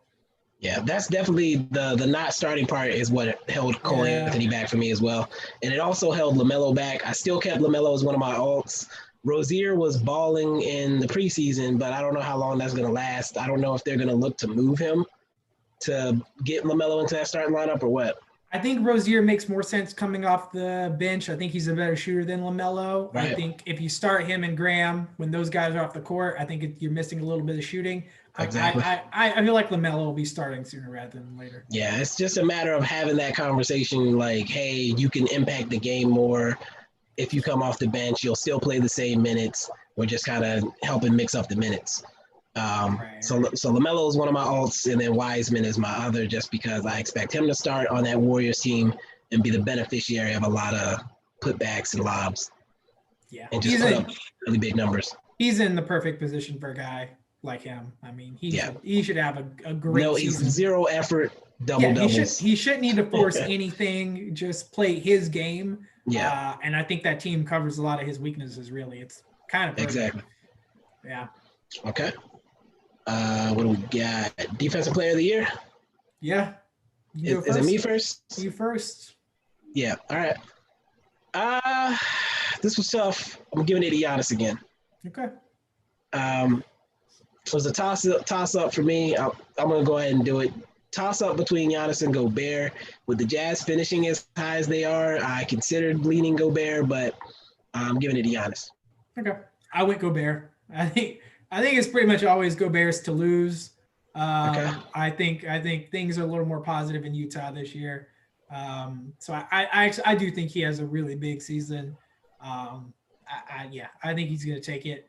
And then in my alts, I've got Giannis and I've got AD. Both guys, I think. The thing about Giannis is that maybe Drew, because I think Drew Holiday is such an elite defender, right. Maybe that takes some of the I don't know if it's pressure or what off of Giannis. Maybe he doesn't have to do as much. He doesn't have to do as much. Yeah. I mean, it's that. I still think he's just such a force. I mean, he can defend 5 positions. I still think he'll get a lot of recognition. But yeah, I just think Gobert's going to edge him out. So my other alternate besides Gobert, obviously, was Drew Holiday. Pretty much the same reasons. I think if a lot of that pressure, like you said, is taken off of Giannis, and that team defense comes up in any sort of way, that's going to be credited to Drew. Them being a top team, again, they're going to want to credit Drew. I think he at least makes an all-defense team for somehow, I think, first time, if I'm not mistaken, maybe second. But he's been overlooked. Yeah. He's been overlooked. I'll look it up just to verify, because I don't like putting out false information. But I feel like he just gets completely disrespected in as far as that goes. Like, people know he's one of the best defenders, but I don't think he gets the recognition. Let me look it up real quick though.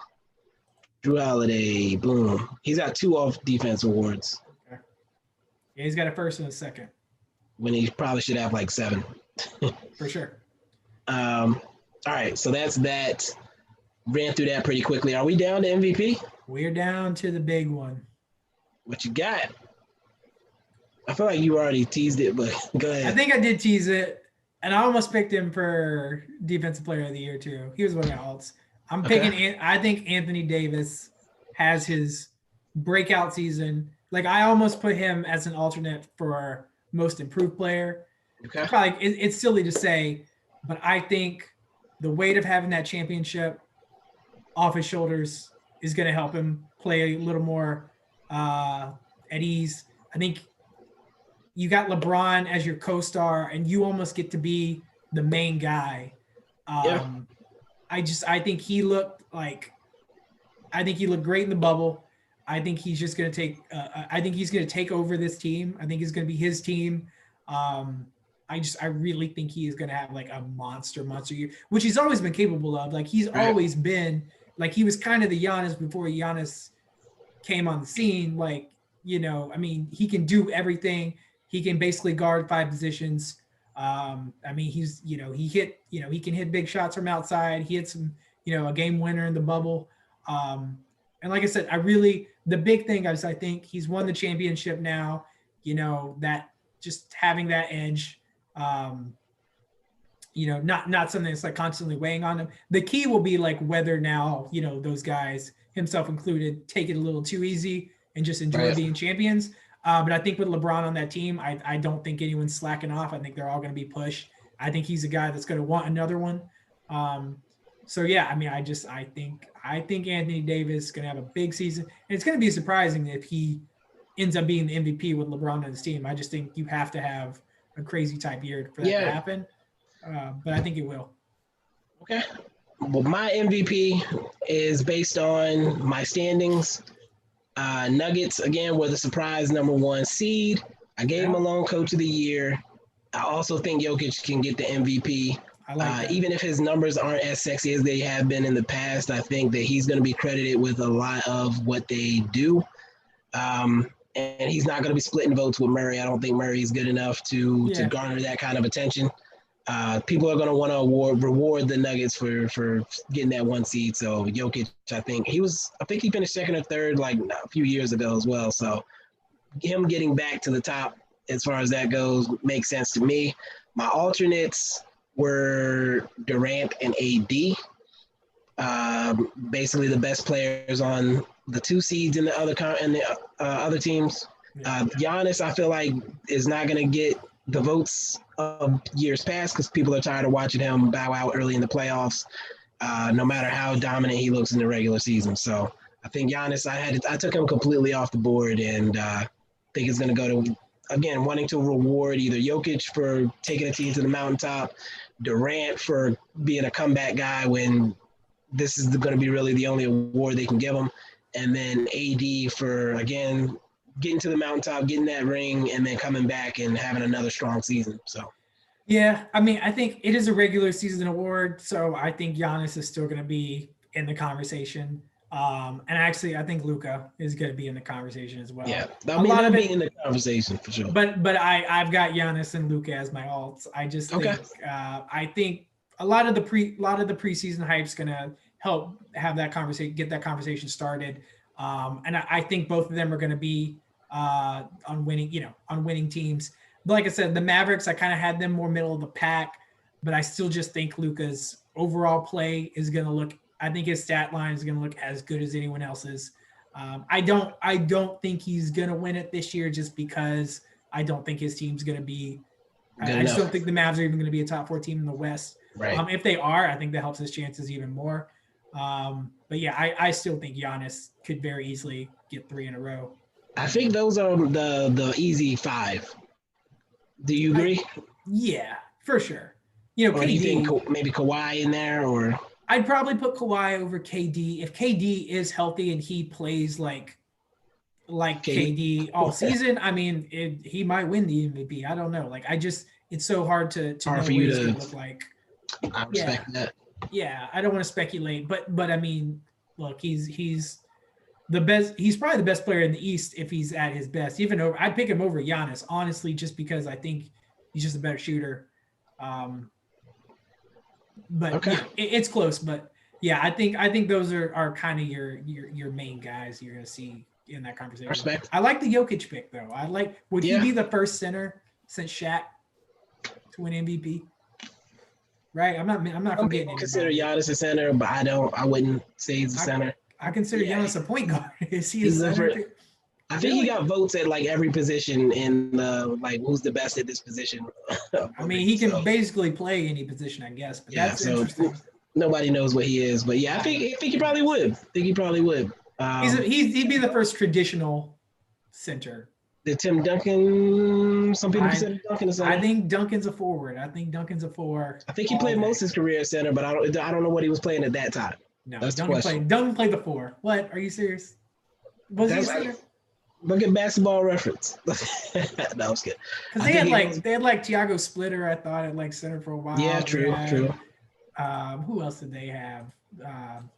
I don't know. I'm gonna have to look into that one. But anyways, I do think Jokic should be the first type of player like him to win the MVP. Yeah. Wow. Yeah. But it's doable. It would be huge. Yeah, it would be huge. But he's a different beast. I think that's what helps him. For sure. So I think that pretty much covers the predictions. I do have another question for you. I don't think I sent you this ahead of time. What is your biggest hope for this season?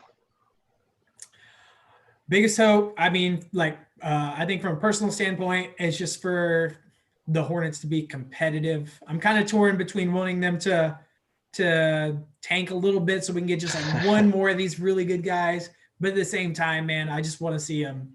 I want to see them be competitive. It's been a very long time. Yeah.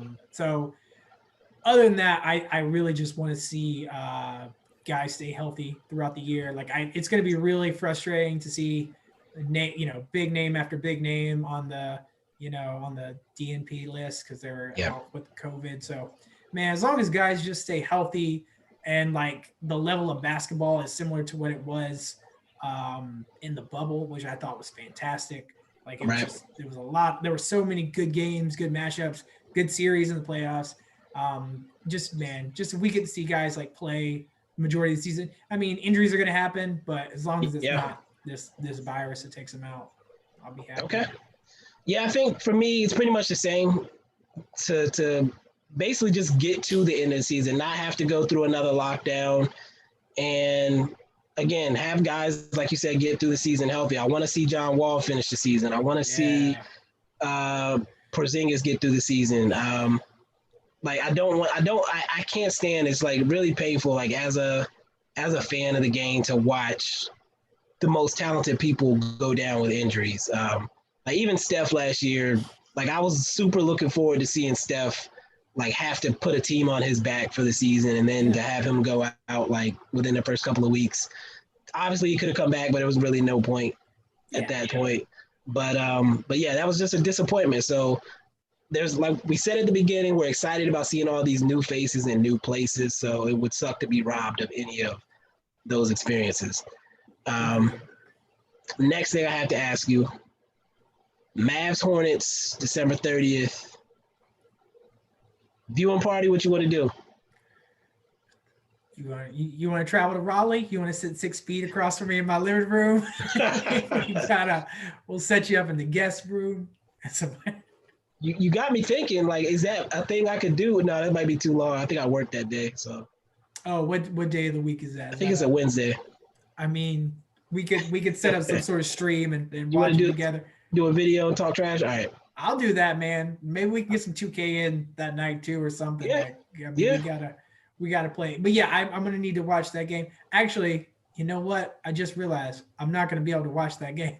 I can't watch it. We'll talk off cam about watching. I got you. Yeah, if you got some backdoor channels, you can no get to watch that game. Fez is listening. Yeah, but man, just games like that, matchups like that, gonna be fun to see. I am pumped for this season. It's nice to get it starting so soon. Help bring in the new year. I know it's gonna be good, man. It's gonna give you a lot more stuff to talk. Keeps your podcast rolling pretty nicely. I should probably take a day off here at some point, but I can sleep when I'm dead. What is that? Is that what people say? I don't know. I think they do. I don't think you sleep anyways, frankly. No. I was hoping these powers kicked in and I got the ability to not have to sleep. Yeah. But that didn't happen. The last thing I have to ask you, I forgot to ask you this earlier. What are your thoughts on Gordon Hayward? Like, is he going to be what helps keep the Hornets competitive, or are you just expecting it to be a cumulative team effort situation? Yeah, I mean, if he can just stay healthy. Again, it goes back to health. His health issues are. Are you mad about this pinky thing? Yeah, man, this dude he's made of peanut brittle, man. He's just so. And like, I'm not even mad at. I mean, he can't help. It's just they're all like weird little injuries. I feel bad for him really because I like Gordon Hayward a lot, and I think if he's healthy, I think he could probably be our best scorer, honestly. And again, he's just another one of those guys that would contribute, or I'm sorry, not contribute. I think he would benefit from LaMelo a lot. I think that floor is very spaced out. And I think he probably would be our number one option, number two option with Devontae. Right. Ooh. What? I like that. That feels like a hot take right there. You don't think? I mean, just scoring option or just as the guy on the face of the team? Oh, no. Scoring option. Okay. Listen, Devontae to me is the face of the team. LaMelo is basically the face of the team in about a day. I mean, as soon as this season gets going, I think he. Okay. Scoring option. I just don't.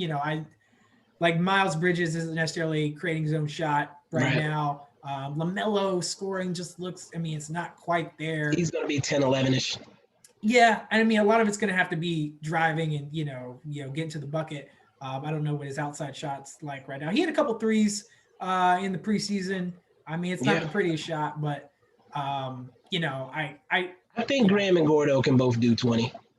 Exactly. Score. So very much just scoring option. I think he's the number one guy, but now probably not base of the team, but he's just got to stay healthy, man. It's his body is what it is, but like, hopefully he can just stay on. We've gotten off of track a little bit, but I will say the Gordon Hayward injury situation with how Miles Bridges has been playing in the preseason, I think that's long-term going to benefit you guys. Especially, I know they have Hayward listed as day-to-day. So if he doesn't start like those first couple of games and Bridges has to, I think that's going to be huge for his confidence. I saw the other night he had like a 15 rebound game, which is, I think, very interesting because they can play him at the 3 or 4. Yeah. And he just looks like like you said, a more comfortable, more confident guy who's not pressing anymore.